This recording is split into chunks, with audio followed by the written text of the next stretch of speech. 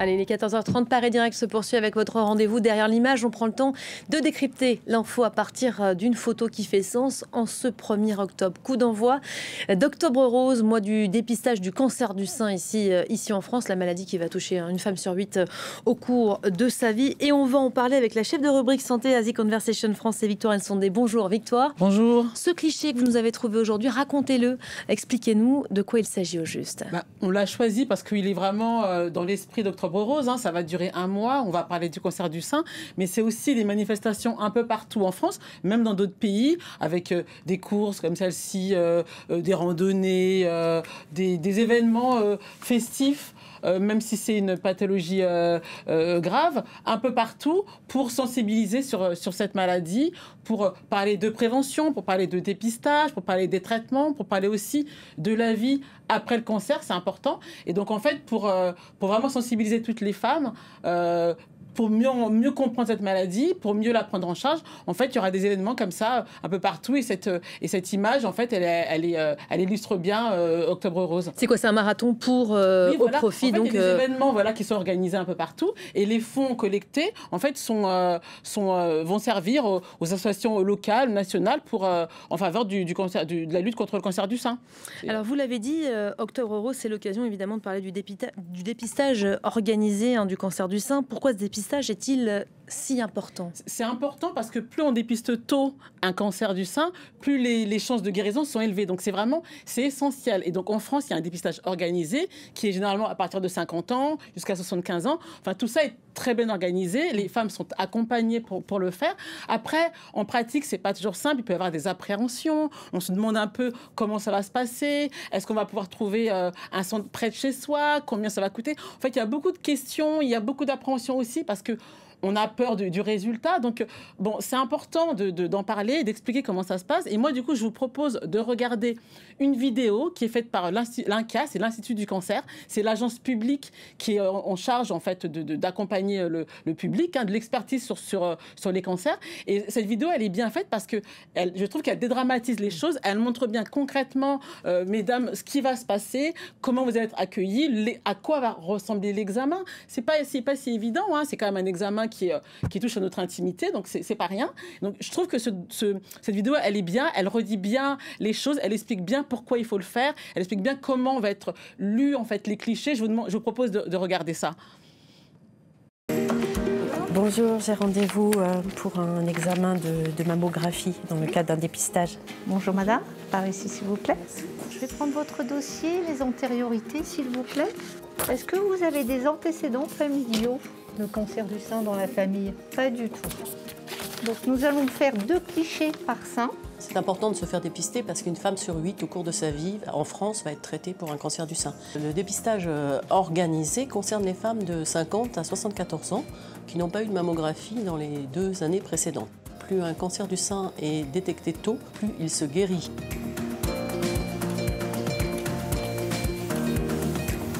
Donc, dans le cadre du dépistage organisé, ce qui garantit la qualité de l'examen, c'est la formation déjà des professionnels, les radiologues qui doivent passer une certification, les manipulateurs qui vous accueillent et qui vous font les clichés, le contrôle qualité tous les 6 mois du matériel de radiologie, ce qui permet de vérifier la bonne qualité des images et bien sûr la deuxième lecture. Cette deuxième lecture permet de révéler des cancers qui n'ont pas été vus en première lecture.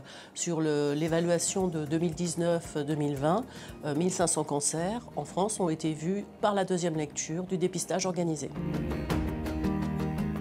Dans le cadre du dépistage organisé, l'examen est gratuit. La mammographie est gratuite, elle est directement prise en charge par la Sécurité sociale.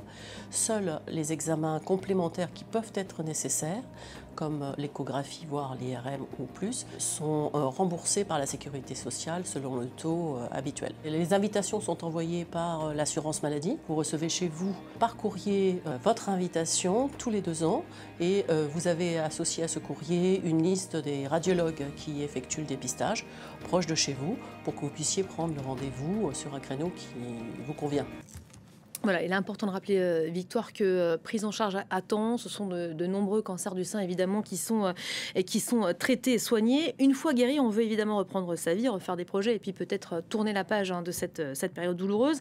À The Conversation, vous avez voulu cette année évoquer les difficultés que rencontrent des femmes, une fois guéries, qui veulent par exemple faire un crédit pour acheter un logement. C'est compliqué. Hein. Oui, parce qu'en fait, on a eu un cancer du sein, on a été traité, on a été guéri, et comme tout un chacun, on a le droit de reprendre sa vie, de faire des projets pour soi, pour ses proches, et par exemple de vouloir s'acheter un logement. Et ben oui, c'est compliqué parce qu'en fait, quand on a eu un cancer du sein, un cancer d'ailleurs, quel qu'il soit, un cancer, une maladie grave, ou même d'autres pathologies. Hein. En fait, quand on veut faire un prêt immobilier, on doit souscrire ce qu'on appelle une assurance emprunteur, et en fait, c'est sous conditions de santé. Et si on a eu un cancer du sein ou un autre cancer, on peut avoir des surprimes, donc le coût va être plus élevé, voire on peut être exclu, on peut ne pas avoir cette assurance emprunteur. Et si on n'a pas cette assurance emprunteur, on ne peut pas faire ce prêt immobilier. Donc c'est quelque chose qui est compliqué parce que ça empêche de reprendre sa vie, ça empêche de se projeter dans l'avenir, ça empêche... On a été guéri, on devrait pouvoir... continuer sa vie et se projeter. Et en fait, pour résoudre cette inégalité que concernait beaucoup de personnes, beaucoup de femmes qui ont un cancer du sein, il y a désormais ce qu'on appelle le droit à l'oubli. Le droit à l'oubli, en fait, c'est un dispositif qui est inscrit dans la loi depuis 2016. Ça veut dire que quand vous avez eu un cancer, vous avez le droit de ne pas dire que vous avez eu ce cancer après un certain délai. Donc, au départ, c'est un peu technique, je suis désolée, au départ, c'était 5 ou 10 ans. C'est 10 ans si votre cancer a eu lieu après l'âge de 21 ans. C'est-à-dire qu'une fois que vous avez eu un cancer, au départ, 10 ans après, vous n'étiez pas obligé de signaler, au moment où de souscrire ce prêt, de signaler que vous avez eu ce cancer, pour avoir plus de chances d'avoir ce crédit. Donc, nous, on s'est intéressé au droit à l'oubli parce que c'est un dispositif qui est très important.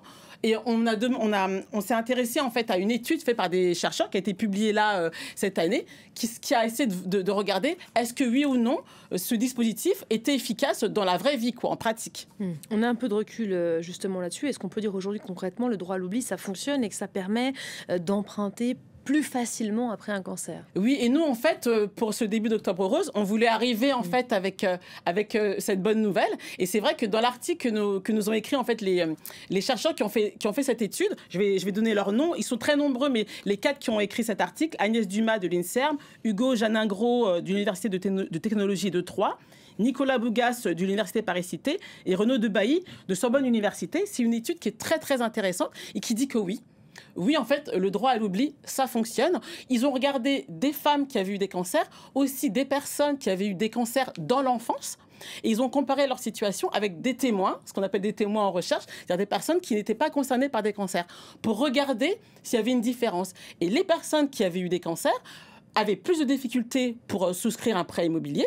Mais quand la loi est entrée en vigueur, donc à partir de 2017, on a constaté une amélioration. Donc, des personnes qui avaient eu des cancers du sein, des personnes qui avaient eu des cancers dans l'enfance, donc pédiatrique, avaient moins de difficultés.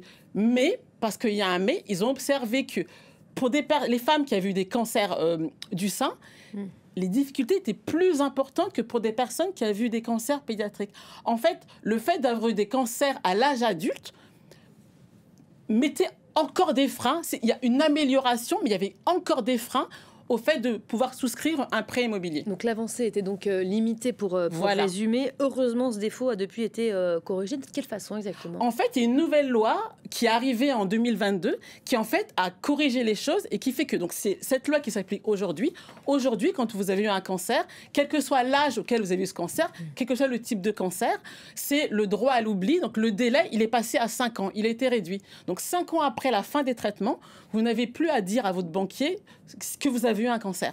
Donc, ça veut dire que désormais, donc, le délai, il a été raccourci et parce qu'ils avaient observé, les chercheurs, que ce délai plus long, de 10 ans, qui compliquait encore la tâche, notamment des femmes qui avaient eu des cancers du sein. Donc là, on avait un dispositif législatif qui était une avancée et avec ce nouveau, ce raccourcissement du délai, on espère qu'à l'avenir, ce frein que rencontraient encore les femmes qui ont eu des cancers du sein allait vraiment se réduire. Et du coup, je vous propose en fait de rembobiner les choses, de revenir en 2022 au moment où cette nouvelle loi est arrivée et de regarder en fait un sujet de France 3 qui qui allaient à la rencontre de personnes concernées pour voir ce que ça changeait dans leur vie, le fait d'avoir ce délai raccourci. Je vous propose de regarder.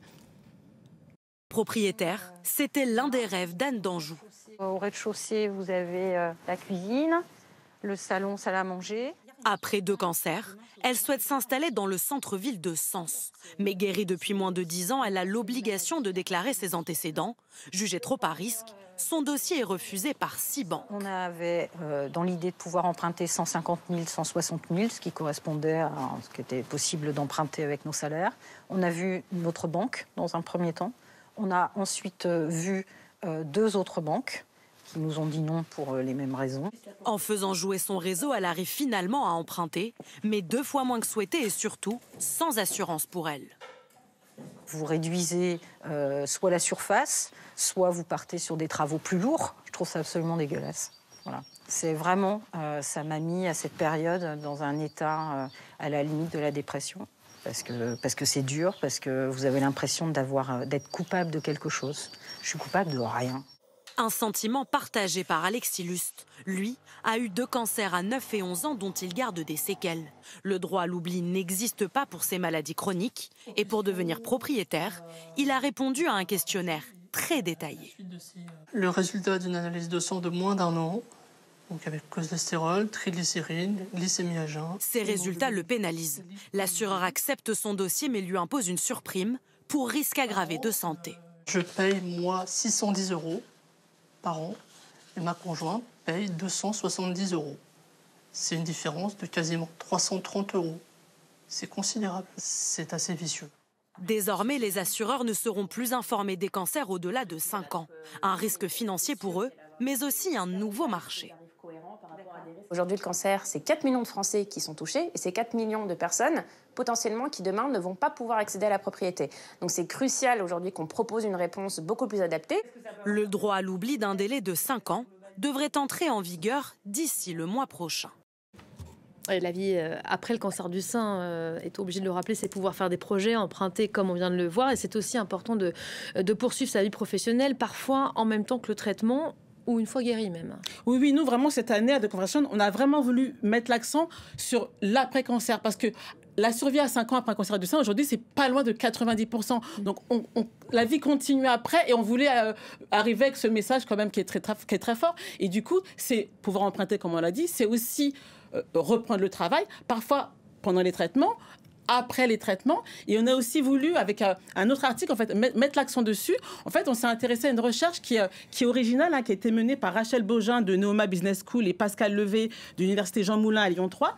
Elles sont allées en entreprise. Elles ont mené des enquêtes de terrain auprès de personnes qui retournaient travailler pendant le traitement ou après le traitement. Parce qu'il y a des dispositifs médicaux, législatifs pour accompagner, pour faire du temps partiel, etc. Mais en pratique, dans les faits, retourner travailler après un cancer, on est différent. On est différente après un cancer du sein, avec les collègues, retrouver ses marques, reprendre ses habitudes. Et du coup, elles ont voulu échanger ses savoirs, ses expériences pour que avec les collègues, avec le personnel encadrant, pour que l'entreprise puisse apprendre de ses expériences, de ses savoirs, pour accompagner davantage les personnes qui ont un cancer et un cancer du sein. Donc vraiment, à cette année à The Conversation, on a voulu, dans le cadre d'Octobre Rose, parler de... Oui, on va parler de traitement, on parle etc. On parle aussi de, après le cancer, la vie continue et il faut accompagner les femmes qui ont été concernées. Merci beaucoup Victoire Nsondé de The Conversation France. Tous ces articles à retrouver évidemment sur le site theconversation.fr, média grand public et gratuit. Et puis on peut aussi s'abonner à la newsletter. Tiens, je ne l'avais pas dit depuis longtemps. C'est la fin de ce Derrière l'image. On enchaîne tout de suite avec le grand format du jour. C'est votre focus. Regardez.